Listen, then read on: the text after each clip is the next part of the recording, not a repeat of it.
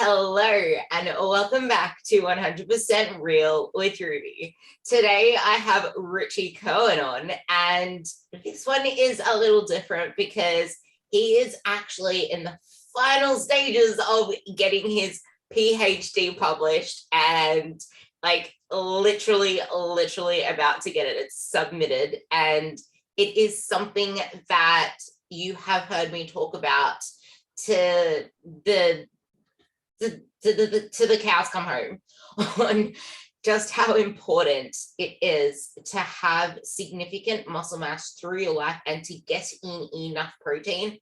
But the thing is, as you age, it actually becomes a lot more important.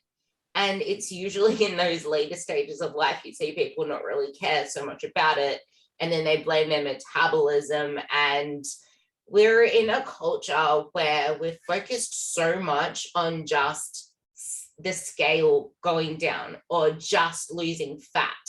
But instead of focusing on purely that, we should actually really be focusing on how can we optimize our muscle mass and how can we optimize actually functioning better throughout our aging phenomenon that we kind of really have to go through, but we don't really think that far ahead. So I'm going to let Richie take it away, and he can pretty much introduce who he is just by simply the first topic we're talking about, and that is, why is muscle mass so important? Hey, Ruby, thanks very much for having me on today. Muscle. And what's my connection with it? I am, as you said, a PhD candidate at Liverpool John Moores University, and my research is looking at the effects of muscle mass in people with cardiovascular disease, particularly people who are in something called cardiac rehab. And what we're trying to do is find out if increasing muscle mass in these people with cardiac risk, if that can help reduce their future risk of having some sort of a cardiac event. And we have a few different reasons to think that muscle might be helpful. But I suppose the first place to kind of start off with the conversation about muscle is what happens to it as we get older. And so that's kind of like a major focus of my research. It's something called sarcopenia. And sarcopenia means, literally it comes from the Greek, and it means a loss of flesh or a lack of flesh. And it is the gradual loss of muscle mass as we get older. And it happens to everybody. And I think everybody's familiar with it. We've all got like a grandparent or, an older member of the family who we've seen as we've grown older ourselves. We've seen them getting older, and we've probably seen them getting a lot smaller and a little bit shrunken. And that's usually because people lose muscle as they get older. And that loss of muscle is not just muscle size, it's also muscle function, so muscle strength.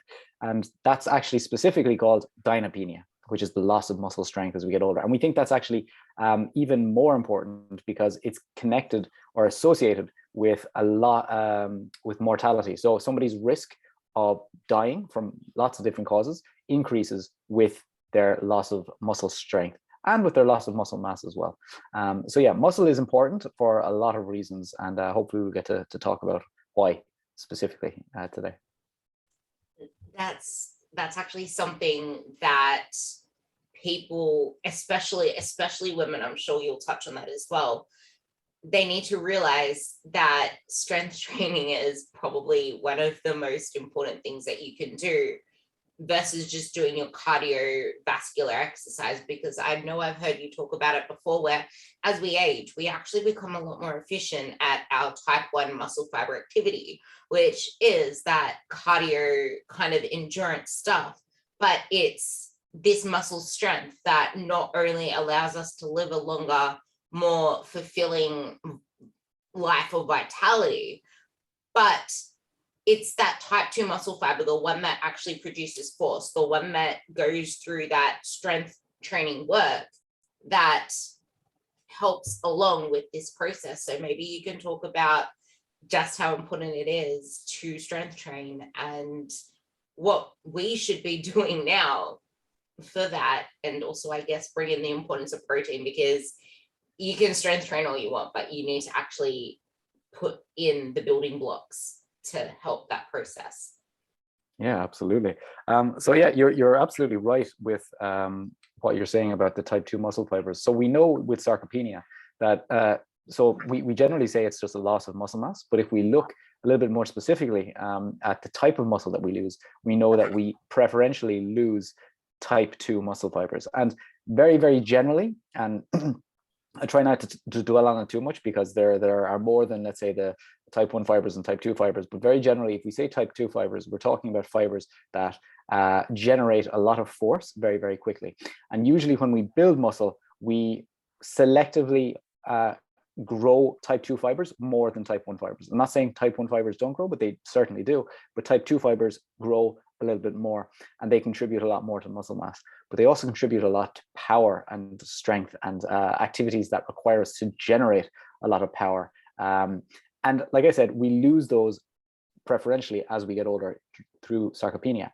Now, one major issue with that is, if you think of older people, one thing that happens is, or we hear about happening with older people a lot, is that they fall. And you might say, like, why do they fall so easily? And if you think about it, if you slip or if you lose your balance, what's going to happen is your muscles are going to react immediately, really, really quickly, and they're going to try and right you and prevent you from falling and hitting the ground.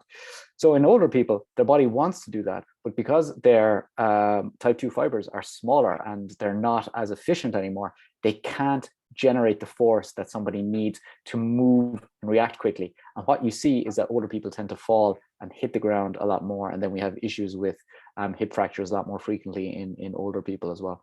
So to mitigate that, we need to think what causes this muscle loss.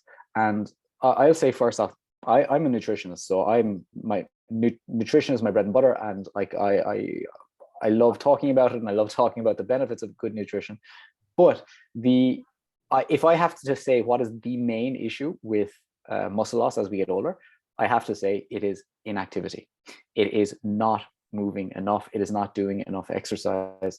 And that is where we need to start if we want to prevent it in older people, most certainly. So like that's just kind of, I've been talking for a while, so I'll stop there. And if we want to kind of delve into anything, you can ask me from there.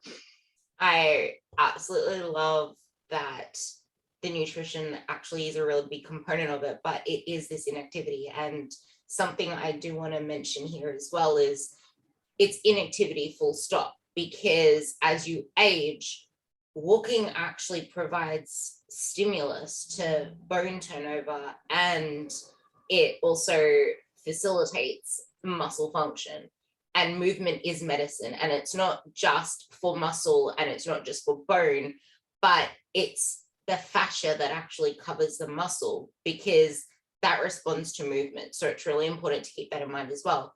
But because nutrition is a big element of the recovery process as well, and I guess as we age, we don't really think of filling our plates with good food, and it tends to be a lot more like pastries and sugary crap. I think it would be a really important time now to bring in why it is so important to actually focus on your nutrition, and why getting in higher protein than before is important as you age, because you have that anabolic resistance. Absolutely, yeah, and you've nailed it on the head there. So anabolic resistance is a big deal in older people. So for anybody who's not familiar, anabolic resistance is a dulled reaction to what we call anabolic stimuli. So the two main anabolic stimuli that we have in our body, and when I say anabolic stimuli, they're something that causes our body to build muscle. And the two main anabolic stimuli that we have are exercise, which is number one, and then we have protein intake, which is number two. So in anabolic resistance, if we're anabolic resistant, we do not react as well to the same amount of exercise or the same amount of protein as a younger person. And that can lead to problems. So with anabolic resistance, just to give an example, if we're talking about protein intake, if you look at a young person and you give them, let's say 20 grams of a really, really high quality protein, so something like whey protein, that's usually enough to pretty much maximally stimulate muscle growth in one meal as you possibly can. Okay, so that, you know, you could say that you could add a little bit more, but 20 grams is a good amount.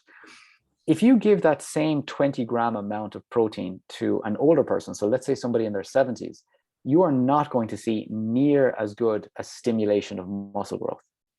But if you double that intake of protein to 40 grams, then you see that that muscle growth stimulus increases almost to the same level as young people.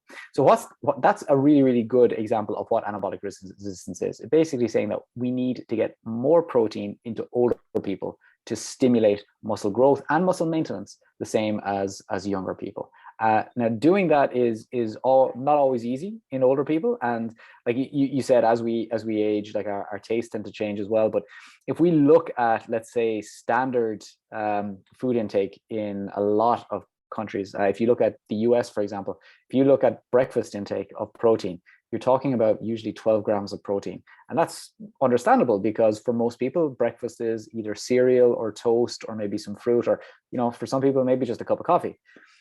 So you need to kind of look at, where's a big win for people. And like breakfast, I think, is a really, really big win that's just easy to approach and say, okay, let's try and get more protein at breakfast. And, there's a few different ways to do that. But yeah, getting more protein into older people is absolutely key for helping to increase muscle growth, assuming that they're doing training at the same time.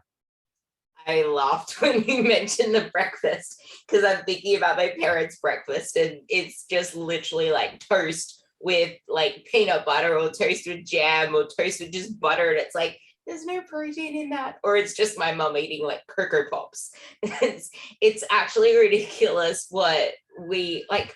If you just look at the general population that aren't actively trying to improve their health, like we are, for example, what their typical day of eating looks like. And I also know you're a really big fan of Greek yogurt. And I think that if more people put like high protein, fat-free Greek yogurt into their diets, and the same with like fat-free cottage cheese, you get more bang for your buck. And I guess this can kind of lead into the whole sarcopenic obesity discussion as well, because it's touching on that protein note, please note that this is high quality protein, and milk as a protein is one of the highest quality proteins that you can get, aside from like eggs. But you also have to realize that eggs come with like half fat and protein. But yeah, sarcopenic obesity, because not only are we losing muscle mass as we age, but because we become a lot more sedentary, and as a population, we tend to eat a lot more shit and walk a lot less and not really prioritize what we should be prioritizing. It like that becomes one of the biggest causes of, I guess, accumulating fat, and why I guess it is so important. We can talk about the insulin sensitivity now and what exactly insulin sensitive is, and why this isn't just important for living a longer life. It's not just important for avoiding fall risks. This shit is so important for actually getting the physique goals we want, because it's not even just happening in the older population. Like this is happening in our 30s. This is happening in our 40s. We are so under-muscled, and we are prioritizing, like I said at the start, the wrong shit. Like getting smaller on the scale, like doing all this cardio stuff. We're not prioritizing building enough muscle. We're not prioritizing eating plenty protein, plenty plants. Nutrition talk can come in here too, to actually get to our body composition goals now, to actually help us later in life. Yeah, so like there's like you've touched on insulin resistance, insulin sensitivity there, and that is something vital as we're getting older.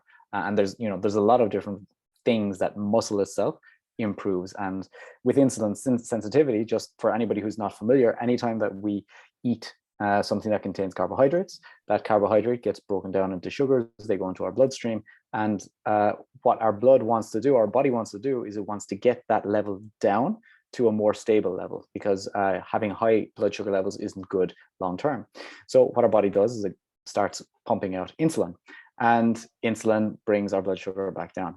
But in some individuals, and it can be for a lot of different reasons, but for example, some people who have a high level of body fat, they might experience insulin resistance.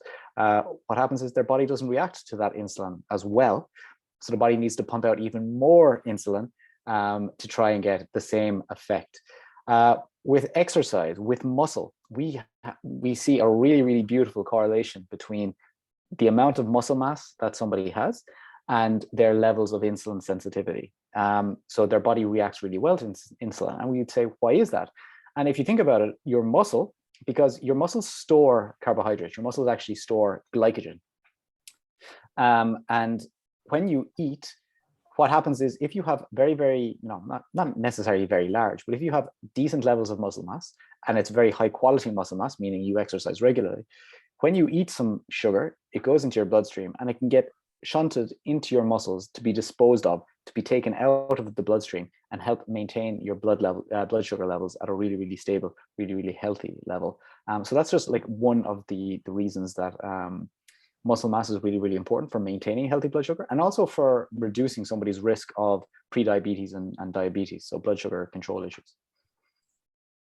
Yeah, that's actually a really important point for the diabetes as well, because a lot of people don't realize it's not just high blood sugar that we are starting to see a lot more of in our sedentary population, but even high blood pressure. Like, we aren't actually doing the things we need to do to, I guess, enhance not only our health, but make it easier to, I guess, battle not only fat gain, but reduction in the fat that we have, because we're not focusing on something that is such a low-hanging fruit, which is activity, which is building muscle, because we can only run our engine so far. Now, bringing in my traditional fitness analogy, we can only run our engine so far with cardio, but we need to build that bigger engine so that we can actually shuttle the nutrients into where they need to go, because then we can actually eat more food and we can actually tolerate a lot more carbs without our bodies responding to it in the same way. So I guess this leads to the question, how does lack of strength training, lack of building and focusing on building muscle mass, and the fact that we actually need to eat enough food to build that muscle mass, the right food. You can introduce your little nutrition spiel here because you love nutrition, because it is actually really important to eat the right food to build that muscle mass and enough of it. But if we don't do that with strength training versus doing huffy puffy cardio circuit bullshit, how it's actually making us fatter and more disposed to fat gain now and in the future. So what I would say is we need to think of the individual. Okay, and when I'm talking about prescribing exercise to somebody, I try to start at whatever their level is. So if you're speaking about somebody who's completely sedentary, so they don't have any activity levels outside of their job or moving around the house, I would say getting somebody up and walking is an improvement. So if you can get somebody walking and that's more than they were doing previously, that's fantastic. If you can get somebody running, brilliant. If you can get somebody deciding to climb their stairs regularly during the day, fantastic. I know of like older individuals where their exercise is literally sitting in a chair and standing up from it regularly, and that helps. And obviously it's progressive from there. I think if you want to go more into it, then we could think about bodyweight exercises, which are fantastic as well, and somebody can try at home. They're not particularly scary for somebody to do. And then, you might say, okay, let's try throwing in some band work, some resistance bands where people can get a little bit more resistance. And then you might be able to coax somebody eventually into going to the gym. I wouldn't, let's say, throw aerobic or cardiovascular type exercise out completely, because so we've got some really, really nice research that looks at lifelong exercisers, and there's one particular paper, I can't remember the author right now, but they looked at lifelong endurance athletes and lifelong strength training athletes, so weightlifters. And what they found was, they also had a control group, which was lifelong sedentary individuals, or like the normal population. And what they found was that if you look at the the athlete groups, both of them, they both had higher levels of muscle mass and higher levels of muscle quality than the sedentary individuals. And that's just because they were continuously exercising all their life. So you don't need strength training to maintain some muscle mass as you get older. Now, don't get me wrong. I still think, like, without a shadow of doubt, strength training is by far one of the best things you can do. There was a difference between the two groups of athletes, of older athletes. The weightlifting athletes obviously were stronger and were able to produce more force with their muscles compared to the endurance athletes. And that's something that's important as well, because I think strength doesn't get spoken about enough when it comes to its benefits for somebody's health moving into their older years. So I do think resistance exercise is absolutely fantastic because it helps you build that strength, it helps you build that mass. But cardio absolutely, and endurance style activity absolutely has a place as well. Yeah, I actually do want to touch on that cardio part as well, because it's not one or the other. Yes, you actually need to prioritize, especially for the people listening to this, you do need to prioritize building muscle, and you need to put your focus into building muscle the right way through progressive strength training. But I am so glad that I'm actually seeing it more and more now on social media that it's not fuck cardio anymore. Like, it's not that hashtag fuck cardio. And this is a really good thing, because as much as we like to say, I just lift weights faster, that is not cardio.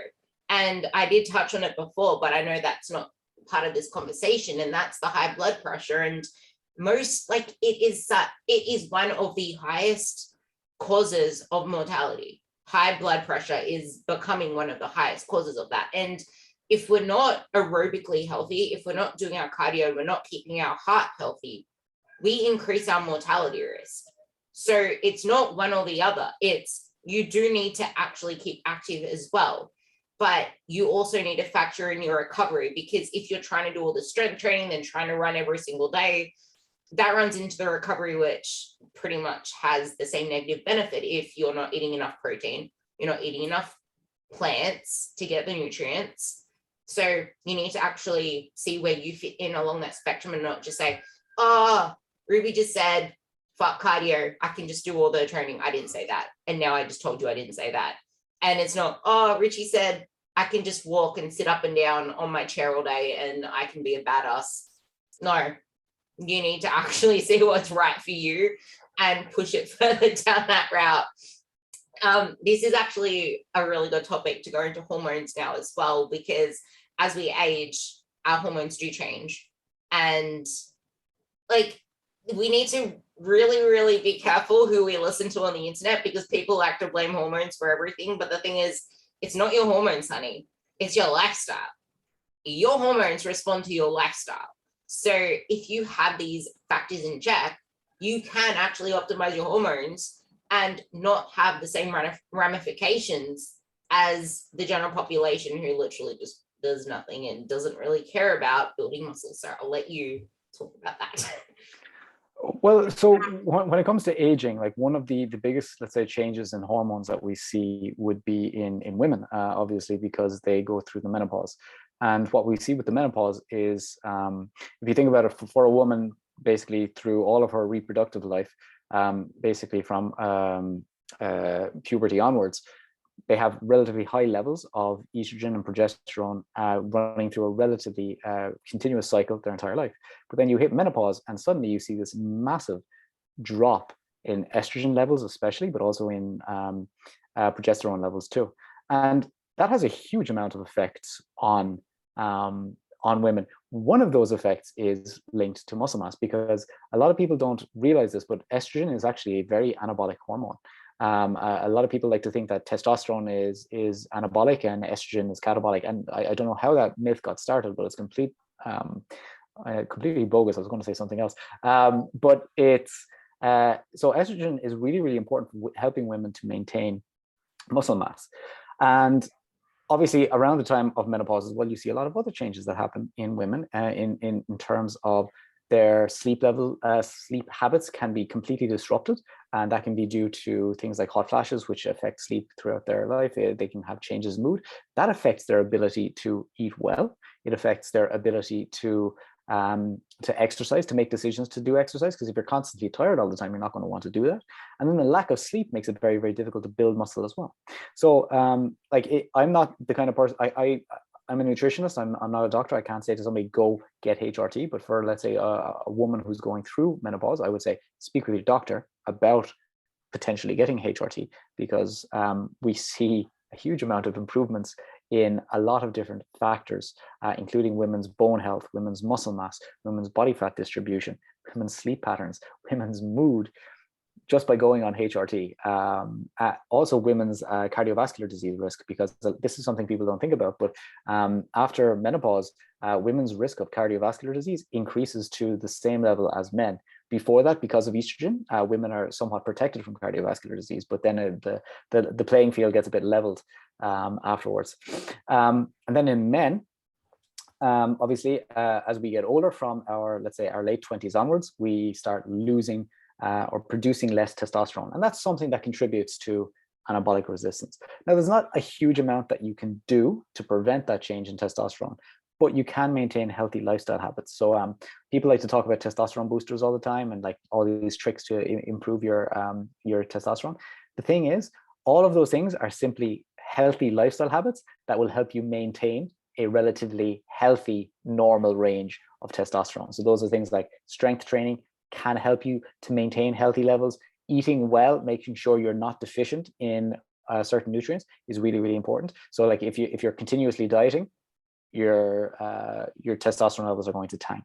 If you are deficient in certain minerals and vitamins, like if you're deficient in zinc or magnesium, if you're deficient in vitamin D, your testosterone levels are going to tank. Now, that's not saying if you already have good levels of those, if you start supplementing more, your test is going to shoot through the roof and everybody's going to look like Arnold Schwarzenegger. That is definitely not the case either, unfortunately.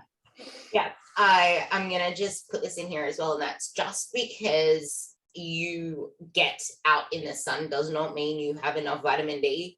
I highly recommend getting a source of vitamin D and actually taking it daily, because vitamin D has ample benefits on bone, on muscle, on all these different, like immunity. And if you're wearing, we're all wearing clothes, but if you're wearing clothes outside and covering your skin, you're not exposing enough surface area. If you're older, if you have more body fat, if you're of really pale skin or really dark skin, you're not able to absorb as much vitamin D as I don't want to say regular person, but as the next person. So you need to see where you're at, not be afraid to supplement with vitamin D, and not just vitamin D in a multivitamin, actually get the vitamin D and make sure that it comes either encapsulated in an oil gel capsule or take it with a source of fat, and supplement with magnesium. Most of the population is deficient in magnesium because of high stress levels, a lack of actually eating the right foods that contain magnesium as well. So I would say make sure you are supplementing with those two. I wouldn't really supplement with zinc, and I'm pretty sure you'd also agree with that as well. I wouldn't supplement with zinc outside of a multivitamin because toxic levels are just as bad as not having enough. But that actually was interesting. I didn't know about the CBD risk reduction with estrogen, but it's not that estrogen is bad and it's not that progesterone is bad. It's you need to have a balance of them. And I think this is important to tie into the previous conversation on how continuously dieting and trying to shrink ourselves, trying to do all this cardio excessively can actually throw our hormones off and make it harder as we age if we're not actually prioritizing our nutrition and, yes, strength training for the people listening to this.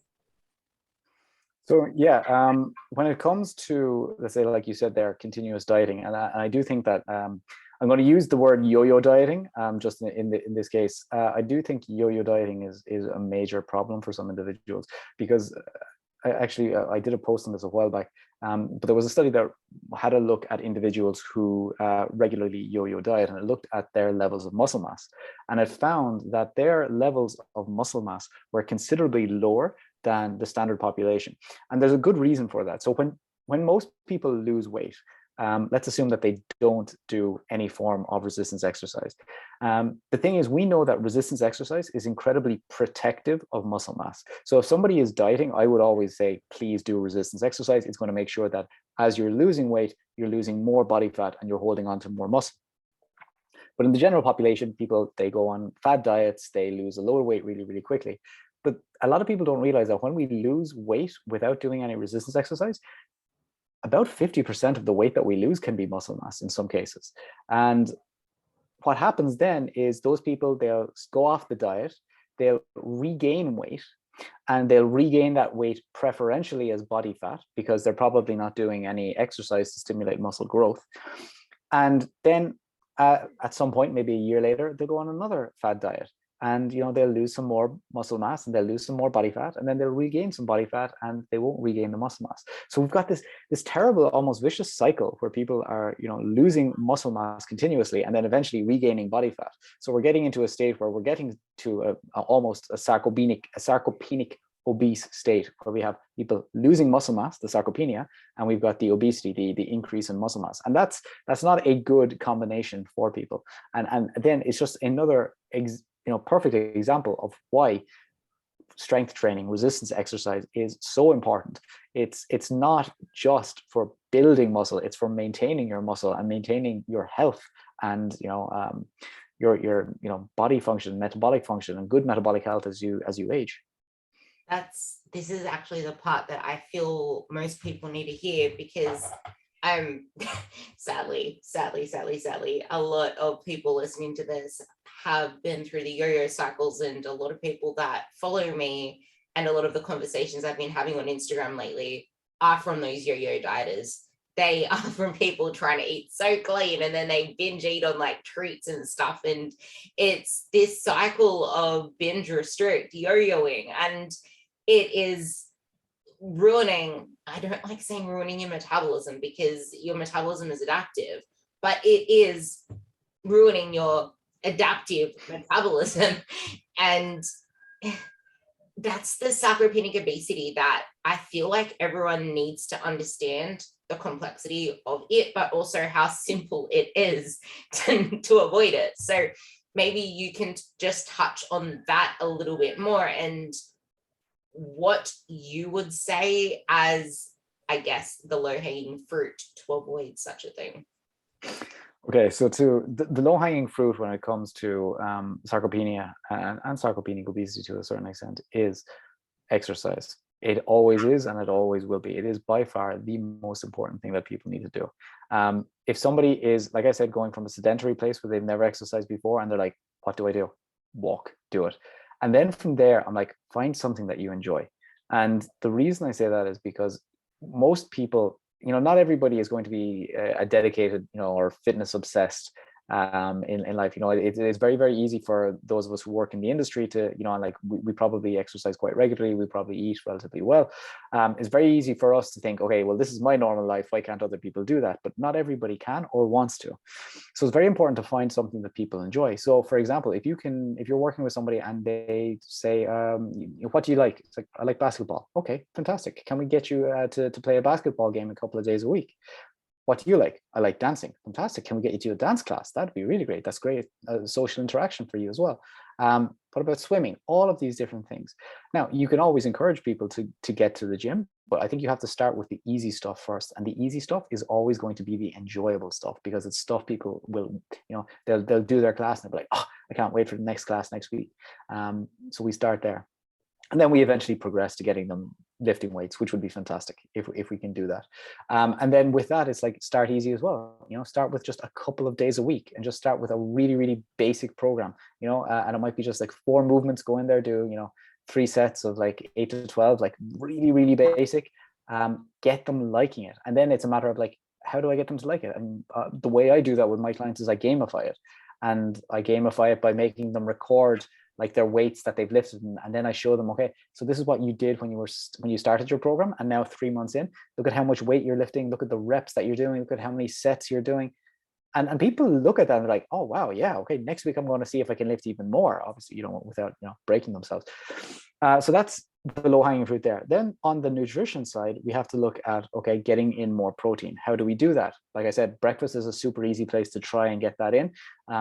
Get people to have, like you said, lower fat dairy products are a great source of protein, especially for, let's say, older people who may not be able to eat as many calories and they want basically a higher protein, lower calorie source. That would be, something like low fat dairy would be fine. And you don't want to say, okay, how are we going to do that? You mentioned Greek yogurt. That's fantastic. You could get them. I think yogurts are fantastic in general, just because it's a really high quality protein, but it's also something people recognize. Because if you say to an older person, okay, I want you to take a protein shake in the mornings, a protein what? Is what the response is going to be. Nobody wants to do anything weird. But if you give somebody a yogurt, and I don't know about in Australia, but here in the UK and in Ireland at the moment, you can get protein yogurts and protein puddings everywhere. It's fantastic.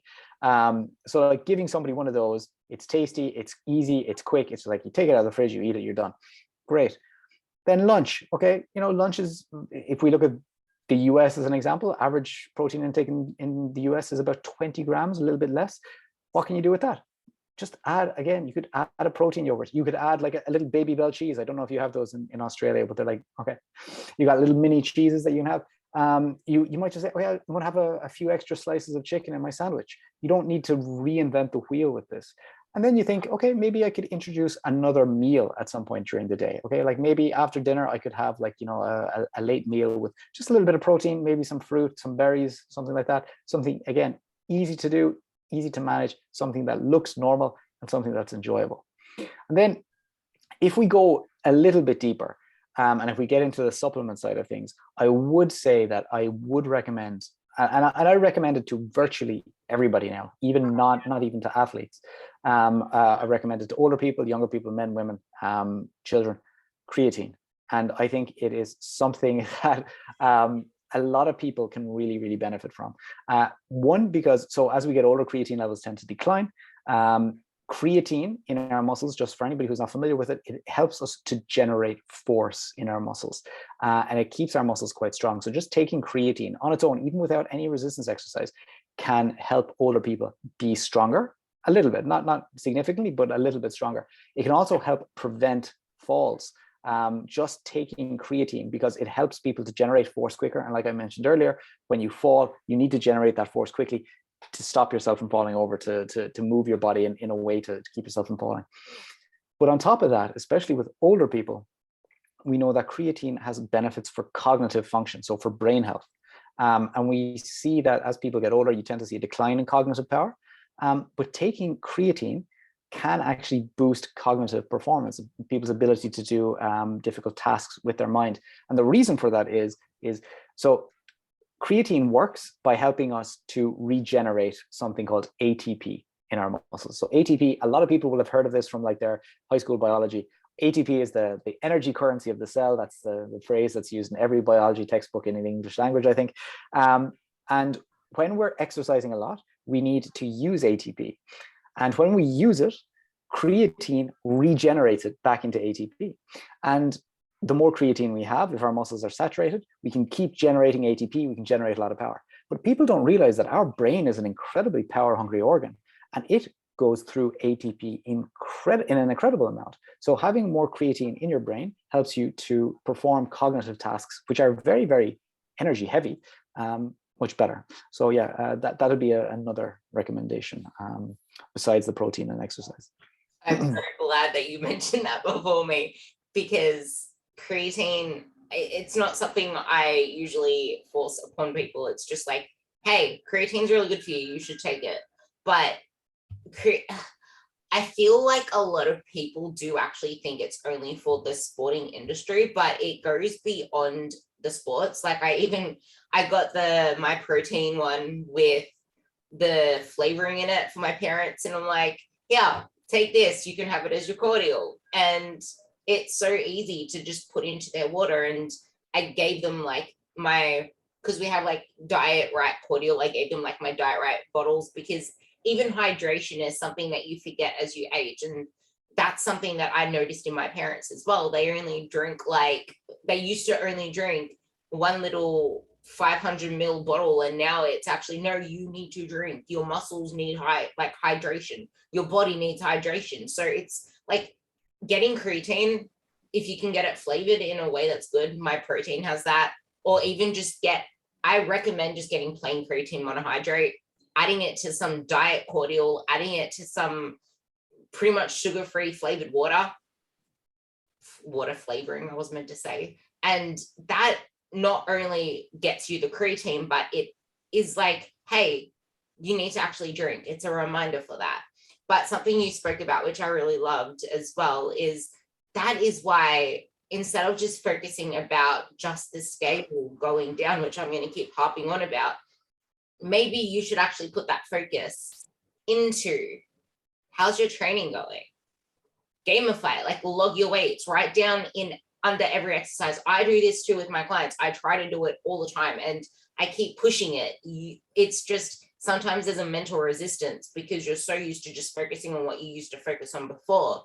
But once you start to hone into how you feel throughout whatever exercise it is, oh, this actually feels better now. Oh, I can actually get through this now. Oh, I'm stronger now. I did 5 rounds, not 3 rounds. Like, actually writing that stuff down and rewarding that effort, actually putting in the effort to talk about that training. It is such a stimulus for moving in the right direction and focusing on the right things. And the fat loss is a byproduct. Moving away from sarcopenic obesity is a byproduct. Moving towards the body composition, like think of sarcopenic obesity as the complete opposite end of the spectrum as the body that you want, because you want more muscle mass and you want less body fat.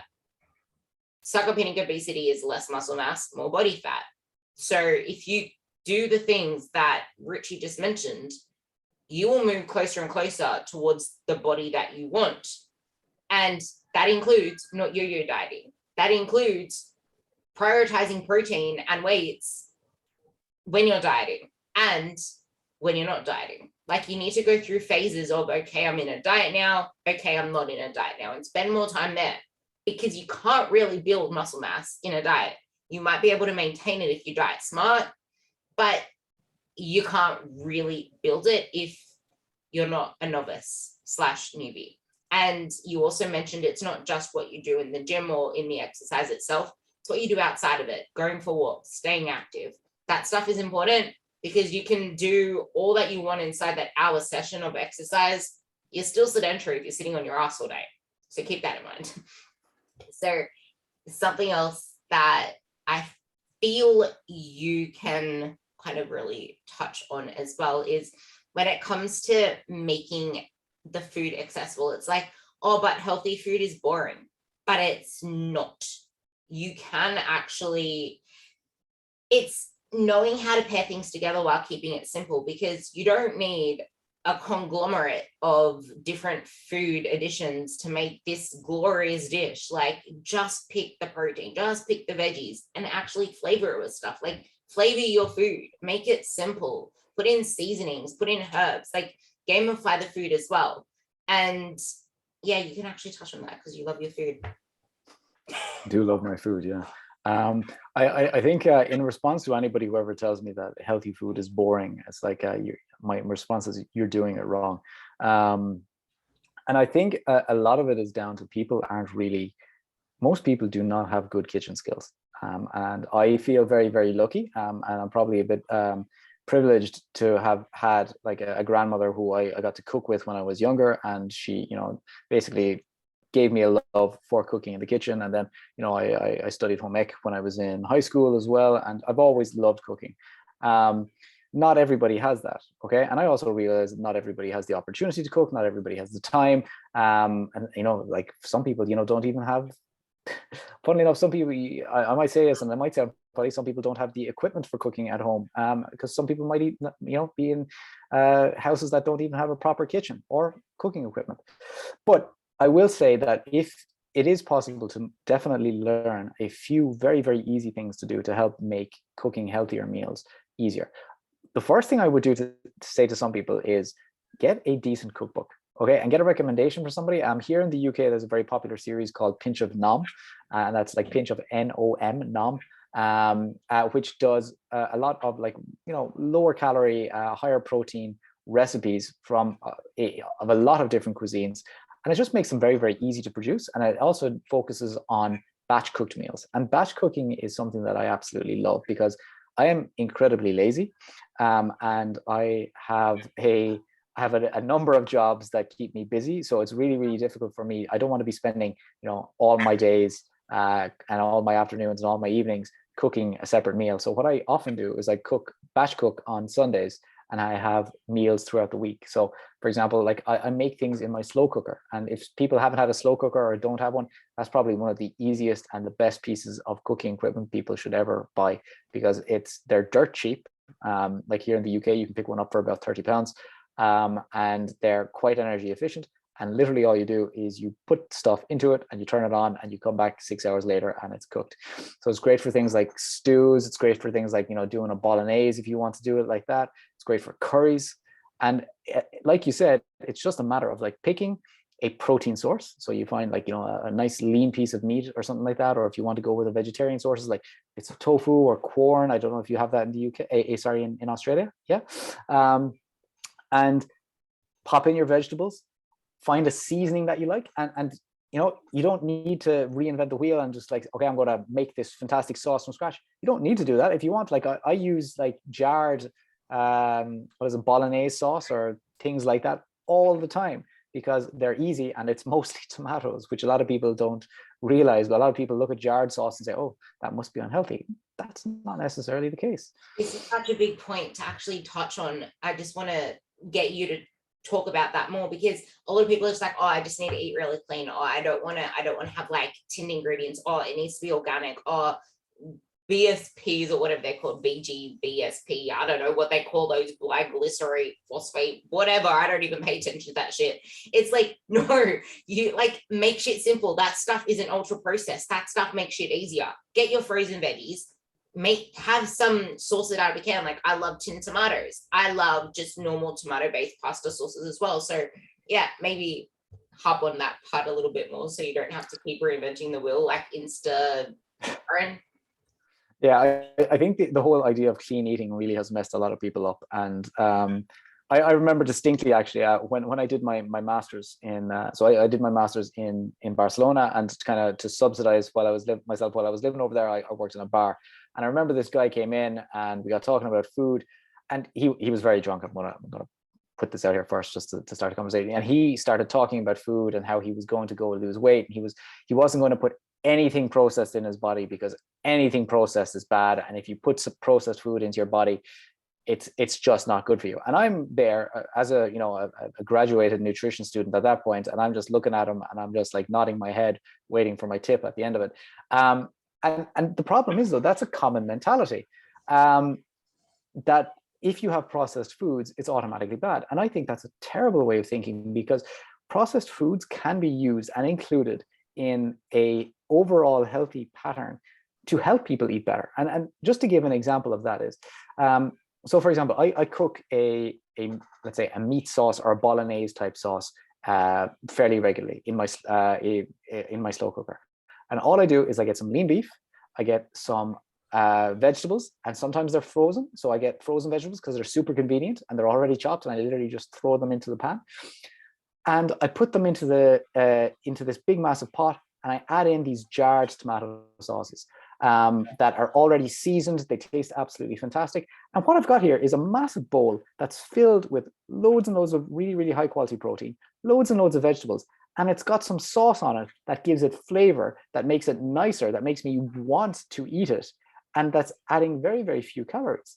And people don't realize that, the contribution of certain foods like that to your total calorie intake is it's very minimal. Most of my energy is coming from the protein, or like whatever whole grains I have with it, or whatever vegetables I have in there. Like it's just a little bit of sauce on the side, and it's making your life easier. It's making your food tastier. And if your life is easier, you're going to do it more often. If your food is tastier, you're going to eat it more often. Why would you not want to make your life easier? And this is something I say to everybody. You do not get any points for making your diet harder than it needs to be. But a lot of people love to do that. Did you see my tweet that I put up not that long ago on that? I haven't, I'm afraid. No, sorry. There's two different tweets I put up. One was you don't get brownie points for losing a lot of weight really, really fast. And the other one was you don't get brownie points for making, I think it was like complicating, making the process harder than it needs to be or something like that. It's like you really don't get brownie points for making it a sufferfest. If anything, that's going to make you become what we spoke about ages ago, the yo-yo dieter who's moving more and more towards the sarcopenic obesity end of the spectrum. And that's not just something that happens in older age. Like it's happening in people who are chronic yo-yo dieters because you're losing muscle mass and you're putting on fat mass. Like make shit easier. And I'm going to put up a reel on this soon where it's just like, instead of thinking of less and like deprivation restriction and what you can't have, think about everything you can add in, because if you're focusing on having all of these delicious foods in a way that actually serves your goals, reducing the amounts of, I will always say this, people have different opinions, reducing the oils, reducing the butters, reducing the creams, reducing the literal sugar, not actual like sugary foods, because you can fit those in, but reducing like that type of high caloric, low density, low satiation stuff, you can actually make really, really big healthy meals, put in a little bit of flavor. You can put in your cheese, reduced fat, like dairy, stuff like that. You can have really big hearty meals and focus on all of this greatness.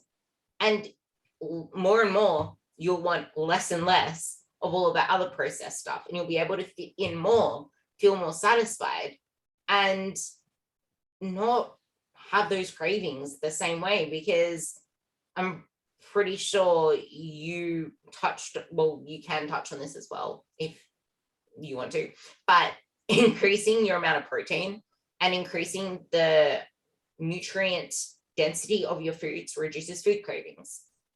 And that's something people really don't realize. It's if you're craving shit all the time for sweet foods, it's because you're not eating enough protein, which is satiating. You're not giving yourself enough nutrients to reduce those cravings. Yeah, so in terms of satiety, protein definitely is one of the most important macronutrients that we can consume, because it does help to reduce feelings of hunger, and kind of it stops the onset of hunger that might come later on in the day. So yeah, it's one thing I notice with a lot of people is that they're not consuming enough protein, and then you say, okay, let's focus on that for a moment, and you do that, and people are like, okay, I'm eating a little bit less. I think outside of that, focusing on more unprocessed foods will also help with hunger as well, because so there was a great experiment that was done by a scientist by the name of Kevin Hall a couple of years back. And what they did was basically they gave people a processed food diet, or an ultra processed food diet, I should say. And then they gave them a whole foods diet. And basically they just said, okay, one group, you have the whole foods diet, eat as much as you want. Other group, you've got the ultra processed foods diet, eat as much as you want. And they found that the people eating the ultra processed food diet consumed a vast amount of calories, greater than those eating the whole foods diet. Why? Because one, ultra processed foods are not very satisfying. They don't fill you up. They're low in fiber. They're very quick to digest. They go straight into your system. They're also hyper palatable. That means that they're super delicious, so you want to eat even more. With the whole foods diet, it just takes more work to eat it. They noticed that there was a substantial decrease in the rate that people were eating calories on the whole foods diet, because you have to chew more. If you think, I think a perfect example of an ultra processed food is Nutella. If you give me a jar of Nutella, I can smash that thing down with a spoon in no time at all. But if you give me, some bananas and some nuts, I'm going to be sitting there and chewing for a while, trying to get those calories into my body. That's a kind of a perfect example. Ultra processed foods are just, they're ripe for overconsumption. Whereas processed foods make us eat a little bit less naturally. And that's something that's kind of one of my main reasons for promoting or encouraging people to make the majority of their diet whole food based. Not saying that they have to eliminate ultra processed foods. Like I'm never going to give up ice cream. And if somebody tries to take it away from me, I will fight them. But I think that, if we can reduce the quantity that we have, the proportion that it makes up of our diet, and just to give an example, I'm going to use Australia as an example. I'm going to use the UK. I'm going to use the US. All of those countries have ultra processed food intakes of greater than 50% on average, which means there are some people who are eating far more, like the majority of their diets are made up of ultra processed foods. But if you can bring that down and say like, I'm just throwing out this number, it's completely arbitrary, but you can get that down to maybe 20% or 30%. And the rest of your diet is whole food based. That's going to make you, fuller for longer and more satisfied and want to eat less. I usually try to say aim for 85-15 or 90-10 versus 80-20 a lot of the time, because people use 80-20 as an excuse to just eat whatever the fuck they want for the 20%. And it's just like, yep, you like the 80-20 principle is showing you that you can actually fit things in. It's not a free pass to just fit whatever you can into your gob, because that has side effects. That has a cascade on satiety, on everything else as well. And I like pretty much all of my food. I have some cereal, like a little bit of cereal. That's pretty much my little process thing there. But to me, it's not really about what I can and can't have. I freaking enjoy the food that I eat. I've made it really tasty, and I've made it something I repeat every single day. Like every single day, I don't even change my food. I eat the same thing daily. I love it. And it is full of veggies. It's full of all the vitamins that I need for myself. And it allows me that safety net. Okay, so if I want to go out and eat something out, all I need to do is just whack off one meal and bring in that other meal, and then I'm back to baseline. Whereas a lot of people don't have any structure in what they do. They think everything needs to be a masterpiece of a new meal. Everything needs to look like Fitzpo Jane. Like, no, make shit simple. You don't need to overcomplicate the process. And I don't know whether you noticed it. You probably haven't, because you're deep in your PhD, but there is an influx of people just sharing recipes, sharing meals, sharing how to make all this fancy goop. And I think it's doing a real disservice on a lot of people that already overthink the process, already overthink what they need to be healthy, and they think that every single meal needs to be gobsmackingly amazing. It's like, no, it really doesn't. Like, a lot of the time you don't have time for that shit, and trying to overcomplicate that is what's keeping you stuck in seeing any meaningful benefit. I think that kind of summarizes it all, but I feel like you have a really good way to tie all of this up, because it is something so important that I know you also want to get out: sarcopenic obesity, the fact that muscle mass, protein, and the importance of your food environment. I'm going to say exercise as well, because I didn't mention that. Exercise and cardio and strength training, not cardio or strength training, how they all lead to a more healthy life, and they can actually lead you to the body composition that you want. Yeah, I don't think I'm going to reinvent the wheel here when I say this, but having a healthy, and by healthy I'm talking about generally the most widely accepted form of healthy lifestyle, is going to benefit you long term in terms of your muscle health, and that means exercising regularly. So exercising daily. I genuinely think it's a non-negotiable for people that we should exercise more. Now, I don't mean everybody has to start that, but just exercise more, move more, be more active, and then eat well, and just get a little bit more protein in your diet. And don't reinvent the wheel. Don't overcomplicate it. I love that last bit. Seriously, stop overcomplicating it. You're making shit harder for yourself. And you really, that's what it said. You don't get brownie points for overcomplicating the process. You really don't. You're, in fact, taking away any chances of true success, because every single time you get overwhelmed, you're back to base one. How can you ever get a home run?